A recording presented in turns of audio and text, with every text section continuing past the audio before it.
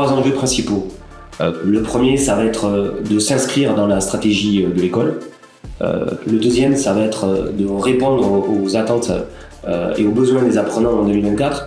Et le troisième, de s'inscrire dans une véritable volonté d'avoir un impact environnemental. Et aujourd'hui, le bâtiment tel qu'il est conçu, il rentre dans ces enjeux-là. On a un bâtiment qui est très connecté, avec des usages qui sont multiples, qui vont permettre un apprentissage qui sera hybride et qui favorisera les relations entre les enfants. Alors, il y a plusieurs paramètres qui ont fait le succès de ce projet mené par Tetris. Je vais retenir 2 principaux. Le premier, c'est qu'on a fait le choix de passer par la co-création et ça demande vraiment un encadrement, un accompagnement qui est très spécifique. Et Tetris, dans sa manière de nous accompagner sur l'expression de besoins, nous a permis de bien structurer notre projet. Et puis, le deuxième point, ça serait tout le côté adaptation à notre besoin.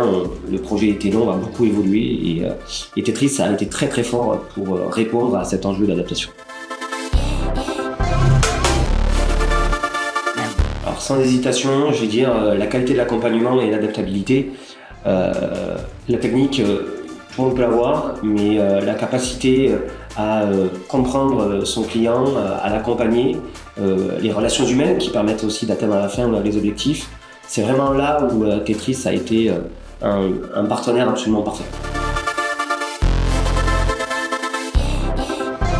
Alors, quand j'ai dû penser à une anecdote, je me suis surtout souvenu de toutes ces fois où j'ai pu dire en réunion à Tetris que un espace était terminé et puis d'appeler 5 jours plus tard Tatiana Aurélie pour dire tu sais, l'espace qui était terminé, en fait, il n'est pas tout à fait terminé.